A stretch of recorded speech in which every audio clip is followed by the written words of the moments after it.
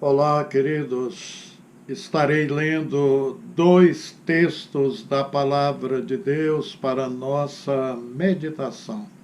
Um se encontra em Números, capítulo 21, do 4 ao 9, que diz assim: Partiram eles do Monte Or pelo caminho do Mar Vermelho para contornarem a terra de Edom.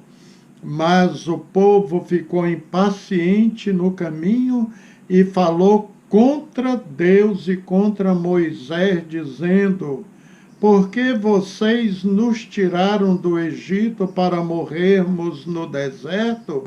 Não há pão, não há água, e nós detestamos esta comida miserável.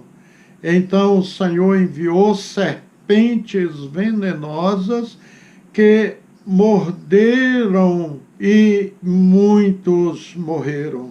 O povo foi a Moisés e disse: Pecamos quando falamos contra o Senhor e contra você. Ore pedindo ao Senhor que tire as serpentes do meio de nós. E Moisés orou pelo povo. O Senhor disse a Moisés: Faça uma serpente, coloque-a no alto de um poste. Quem for mordido e olhar para ela viverá. Então Moisés fez uma serpente de bronze e a colocou num poste.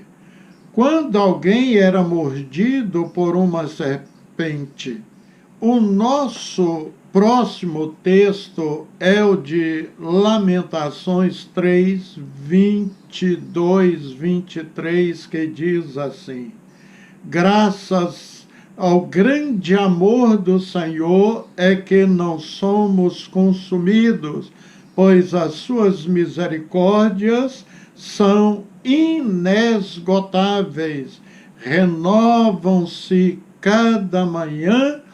Grande é a tua fidelidade.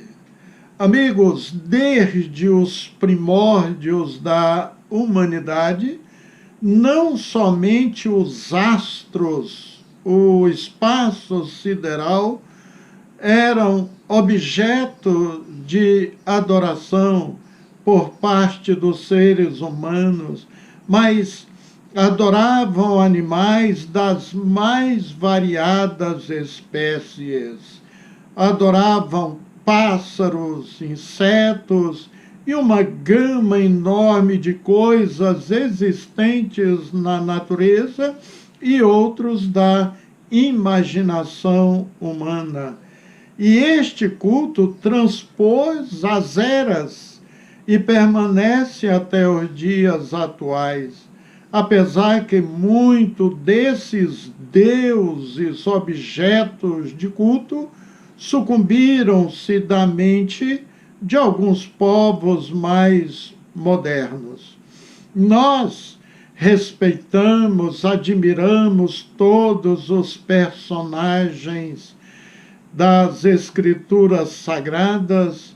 Entretanto, não fabricamos qualquer imagem dos mesmos para nos ajoelharmos diante delas em oração, mesmo que nenhum desses personagens da Bíblia, inclusive Maria e Jesus, posaram para qualquer artesão ou um pintor para que fossem retratados.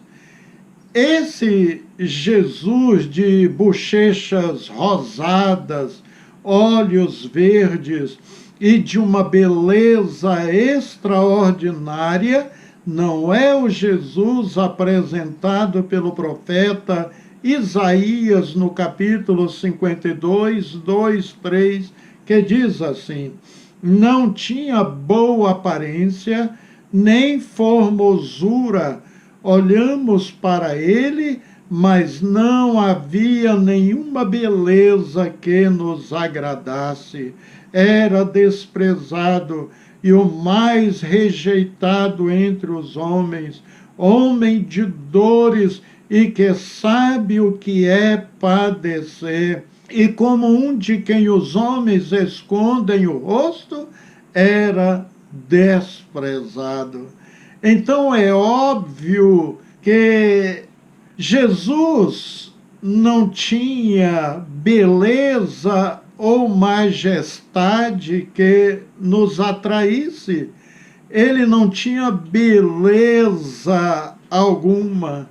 A sua aparência não era bela, não era dentro dos padrões de beleza dos nossos olhos humanos. Quando uma pessoa era bela, a Bíblia o descreve como tal.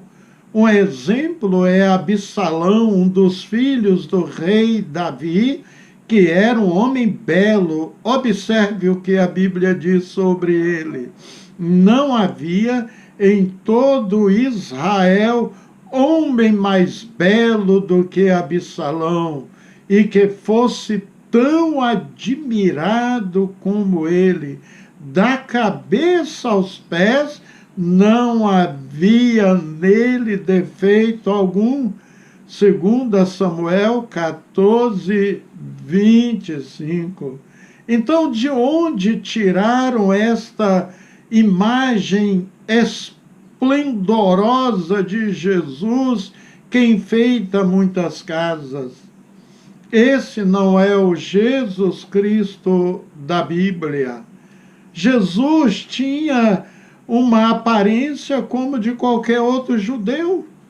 Novamente, é bom que se diga que nós cristãos respeitamos, valorizamos e queremos até mesmo ser imitadores daqueles personagens da Bíblia quanto ao caráter, a vida exemplar que eles tiveram, mas nunca prestamos culto a quem quer que seja.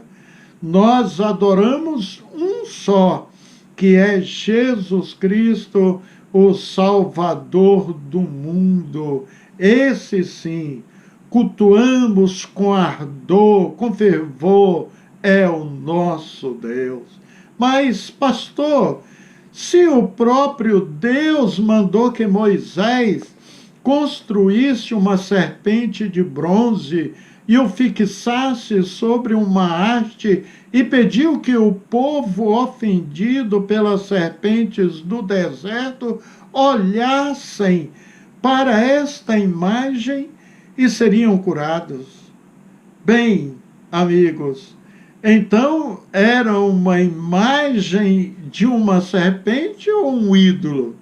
Essa é a razão que muitos sacerdotes conseguiram se apoiar e ministrar ensinos para dizer que pelo fato de Deus ter mandado fazer a serpente, significa que Deus olha com bons olhos quem adora a imagem de anjos ou de homens e mulheres famosos da Bíblia e do passado ou dos dias atuais, e até pedem mesmo para que olhem para estas imagens para serem curados e serem libertos dos seus problemas.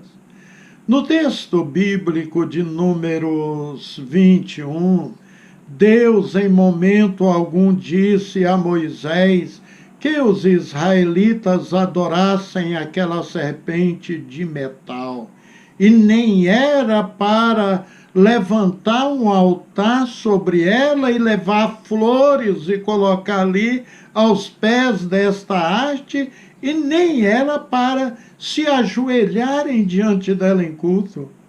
A ordem expressa era esta: toda pessoa que fosse mordida pelas serpentes ardentes e que olhassem para ela, viveria. Verso 8.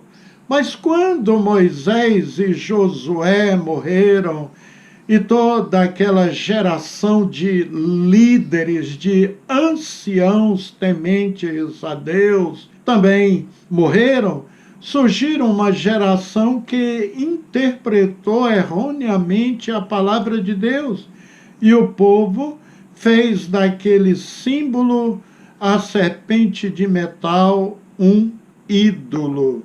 Contudo, o rei Ezequias, que foi um rei fiel, temente ao Deus Altíssimo, despedaçou aquela serpente de bronze, porque os filhos de Israel queimavam até incenso a esta serpente de bronze. Observe a leitura de 2 Reis, capítulo 18, de 1 ao 4, que diz assim: começou a reinar Ezequias, filho de Acás, rei de Judá. Tinha 25 anos de idade quando começou a reinar, e 29 anos reinou em Jerusalém. E era o nome de sua mãe Abi, filha de Zacarias. E fez o que era reto aos olhos do Senhor, conforme tudo o que fizera Davi, seu pai. Ele tirou os altos, quebrou as estátuas, deitou abaixo os bosques e fez em pedaços a serpente de metal que Moisés fizera, porquanto até aquele dia os filhos de Israel lhe queimavam incenso e lhe chamavam Neustã. Esse bom rei, verdadeiro servo de Deus, conhecia perfeitamente que Deus deixou bem claro para a nação de Israel e a todos os povos esta lei: não deves fazer para ti imagem esculpida, nem semelhança de algo que há nos céus em cima, ou do que há na terra embaixo, ou do que há nas águas abaixo da terra. Não deves curvar diante delas, nem ser induzido a servi-las. Êxodo 20, do 4 ao 5. Incrível que mesmo depois que o rei Ezequias despedaçou esta serpente de bronze, vemos na leitura do profeta Ezequiel 8, 10, 12, que alguns israelitas queimavam incenso diante de imagens de coisas rastejantes. Ou seja, subentende-se por serpentes. Então ficou impregnado na mente de muitos esse culto à serpente de metal, mesmo já não existindo, pois o rei Ezequias o esmiuçou, despedaçou, como diz o texto sagrado. Vamos analisar em poucas palavras o porquê Deus ordenou que Moisés fizesse aquela serpente de metal para aquela ocasião específica, ou seja, depois que muitos israelitas foram picados, ofendidos por serpentes ardentes do deserto. De fato, torna-se curioso que, para anular os efeitos do veneno de serpente, Deus tenha mandado levantar uma serpente de metal. O texto de Números 21, 6 diz: e morreram muitos do povo de Israel, e ainda hoje naquela região, sabiam? acontecem epidemias em consequência de mordida de serpente ali no deserto? Sim, as serpentes que ofenderam os israelitas rebeldes, murmuradores, ingratos, saíram das cavernas, dos buracos debaixo da areia do deserto. Deus, na sua infinita misericórdia, tomou providência para livrar, mesmo assim, este povo. Só seria curado aquele que possuía fé para acreditar que a serpente de bronze ali na arte traria cura se eles olhassem para ela. Eu acredito, sinceramente, amigos e irmãos, que centenas e até milhares de pessoas acharam um absurdo a palavra de Moisés e não olharam para aquela serpente de metal levantado a poucos metros deles e morreram na sua incredulidade. Não tenho dúvida disso. Como pastor, tento provar para as pessoas da existência de Deus, da realidade da vida depois da morte, da existência do céu e do inferno, mesmo abrindo a Bíblia, mostrando para as pessoas o que estão registrados ali, não acreditam, não aceitam, não querem a salvação. O moço chegou a bater no meu rosto, a dar um murro em mim, porque eu estava pregando para ele, e ele ficou chateado, revoltado, porque eu tentei insistir, apesar que eu fui com humildade, eu fiz uma abordagem ali pedindo licença e comecei a entregar alguns folhetos para ele, e ele me espancou e me jogou no chão. Então, você tenta colocar na cabeça das pessoas que Deus é bom, que Deus existe, mas eles dizem não existe, é coisa da cabeça de pastor e dos crentes. Uma coisa é certa, Deus poderia ter destruído essas serpentes ou ter curado os ofendidos, mas preferiu levar o povo ao emprego de sua fé. O veneno daquelas serpentes era símbolo do pecado, que mata sempre. Portanto, para livrar o homem da consequência do pecado, Deus precisava desfazer ou anular o poder do pecado. Deus, por ser eternamente santo, nunca cometeu um pecado. Mas observe o que o apóstolo Paulo escreveu em 2 Coríntios 5:21. Aquele que não conheceu o pecado, o fez pecado por nós, para que nele fôssemos feitos justiça de Deus. Jesus Cristo foi feito pecado por nós. Jesus foi feito pecado em nosso lugar na cruz, para que o pecado ficasse vencido. Ele não foi feito pecador, mas pecado. Então, bastava aqueles israelitas que estavam com veneno das serpentes ali em seus corpos, olharem para a serpente de metal para serem salvos. Está claro que havia o exercício da fé. Para receber a cura, bastava crer na palavra de Deus e olhar para a serpente de metal. Quem não olhasse não ficaria curado e morreria certamente. Se olharmos para Jesus, receberemos a cura do veneno do pecado. É o exercício da fé. No livro de Hebreus 12:2 diz: tendo os olhos fitos em Jesus, autor autor e consumador da fé.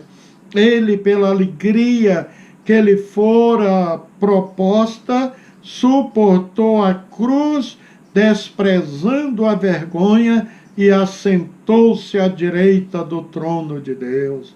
Deus sempre providenciou meios para livrar o homem. Quanto à salvação eterna, um único que pode salvar: Jesus Cristo, Senhor. A serpente de metal falava de Jesus na cruz, sabia? Um dia Jesus seria levantado numa cruz para atrair todos a ele. João 3, 14, 18. Da mesma forma como Moisés levantou a serpente no deserto, assim também é necessário que o Filho do Homem seja levantado, para que todo que nele crê tenha vida eterna.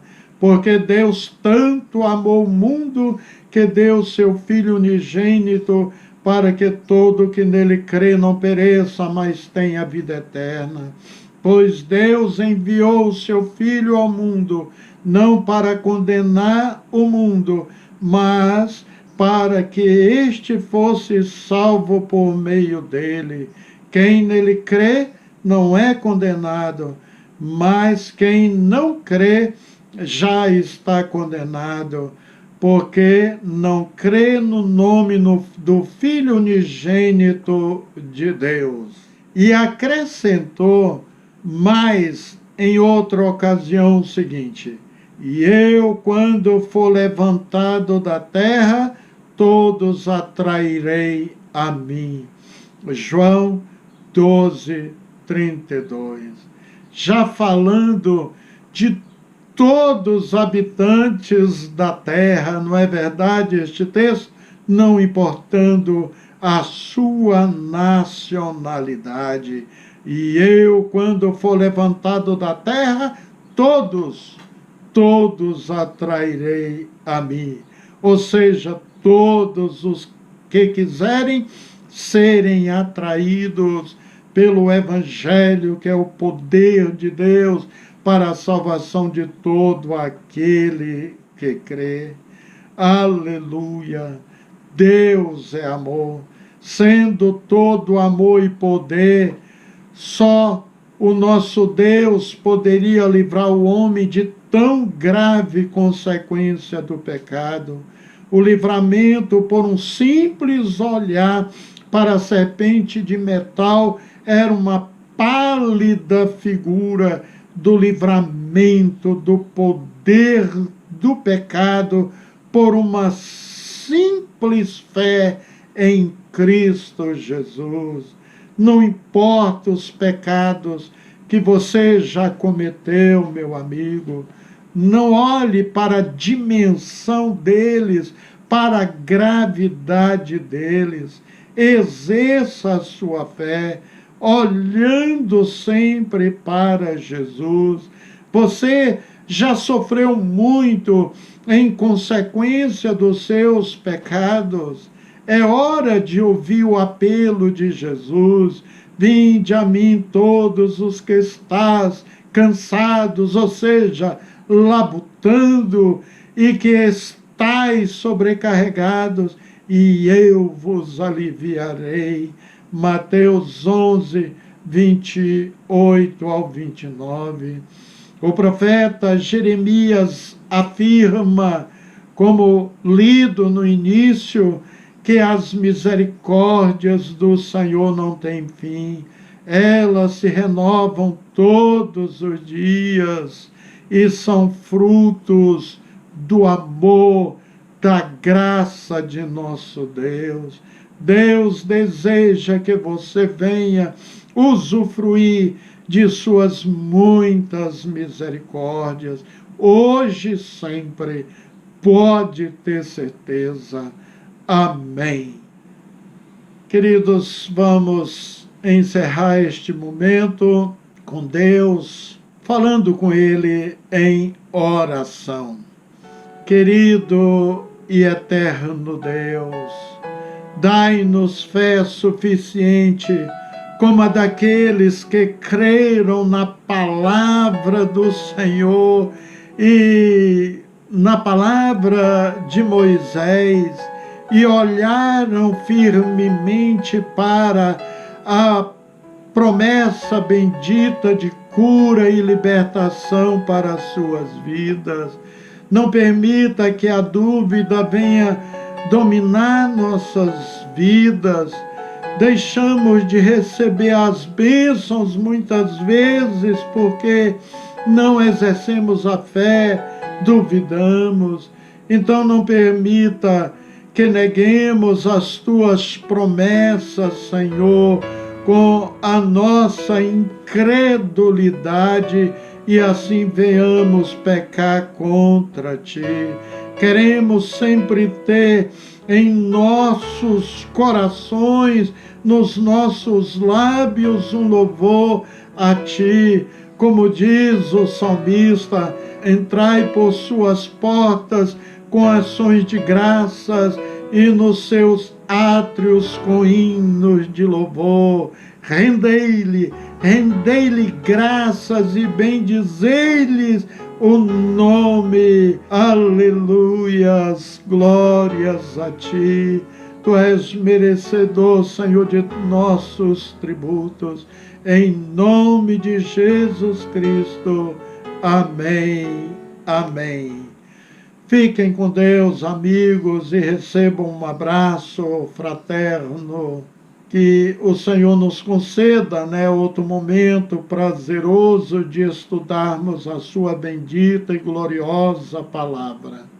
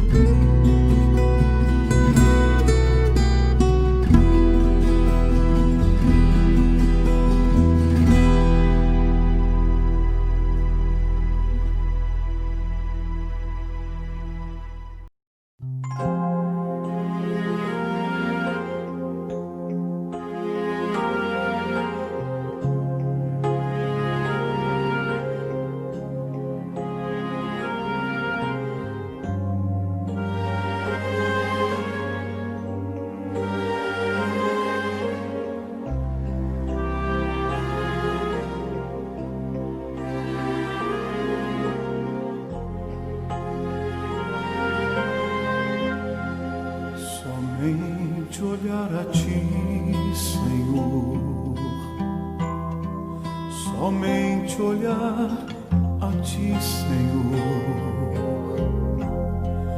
somente olhar a Ti, Senhor,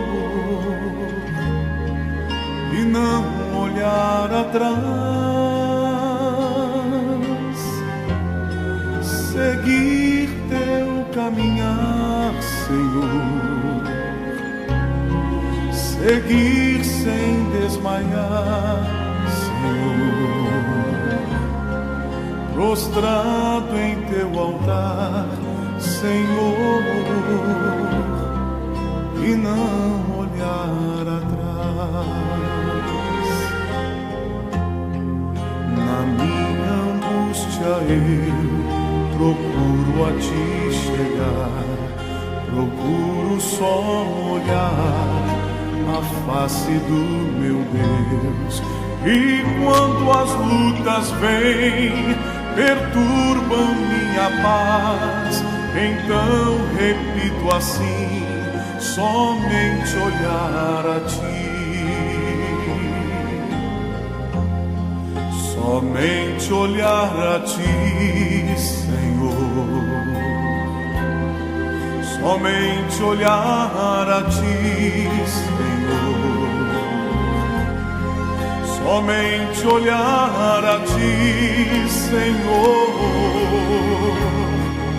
e não olhar atrás, seguir Teu caminhar, Senhor, seguir sem desmaiar, Senhor,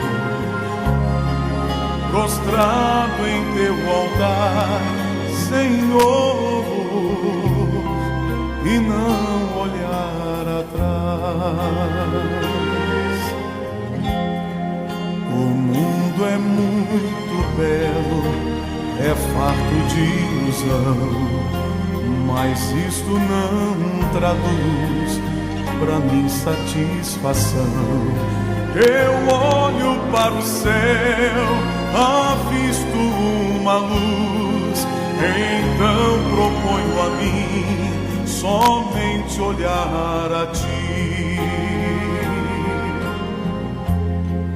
somente olhar a Ti, Senhor,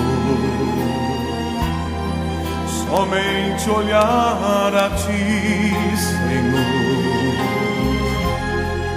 somente olhar a Ti, Senhor, e não olhar atrás, seguir Teu caminhar, Senhor, seguir sem desmaiar, Senhor, prostrado em Teu altar, Senhor, e não olhar atrás.